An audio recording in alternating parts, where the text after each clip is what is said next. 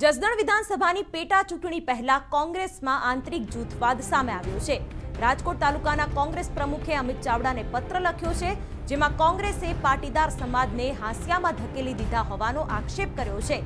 રાજકોટ તાલુકા કોંગ્રેસ પ્રમુખે પ્રદેશ કોંગ્રેસના નવા સંગઠન માળખામાં પાટીદારોની અવગણના થતી હોવાની નારાજગી વ્યક્ત કરી છે। ત્યારે કોંગ્રેસમાં આંતરિક વિખવાદ કોઈ નવી વાત નથી।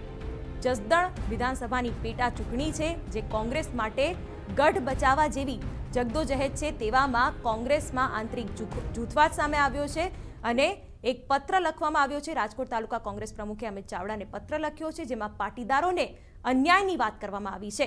સંવાદદાતા મોહિત ભટ્ટ ફોન લાઈન પર જોડાઈ ગયા છે।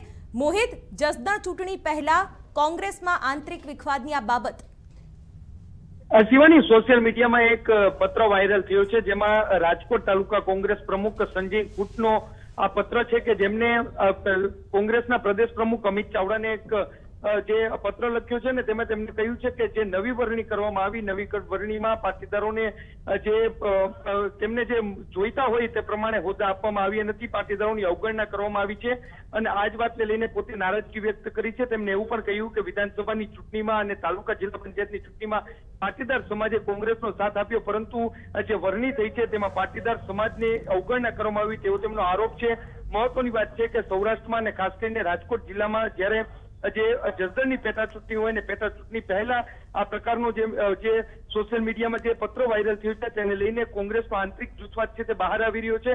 2 દિવસ પહેલા જ પ્રદેશ કોંગ્રેસ કાર્યાલય ખાતે ગોંડલના 2 કોંગ્રેસના નેતાઓ આમને સામને આવી ગયા હતા, છૂટા હાથની મારામારી કરી હતી અને હવે જે બીજા નેતાનો પણ આ પ્રકારનો પત્ર વાયરલ થયો છે, જેને લઈને કોંગ્રેસની મુશ્કેલીમાં વધારો થયો છે અને કોંગ્રેસનો આંતરિક જૂથવાદ છે તે હવે સામે આવી રહ્યો છે। શિવાની, મોહિત, જોડાવા માટે આભાર। તો જસદણ પેટા ચૂંટણી પહેલા કોંગ્રેસના આંતરિક જૂથવાદથી તેના પર શું અસર પડે છે આ ચૂંટણીમાં તેની પણ હવે અસરો જોવી રહી। કોંગ્રેસે પાટીદાર સમાજને હાંસિયામાં ધકેલવાનો દાવો કર્યો છે અને નવા સંગઠનમાં પણ પાટીદારોને અવગણના થઈ હોવાનો દાવો કરવામાં આવ્યો છે।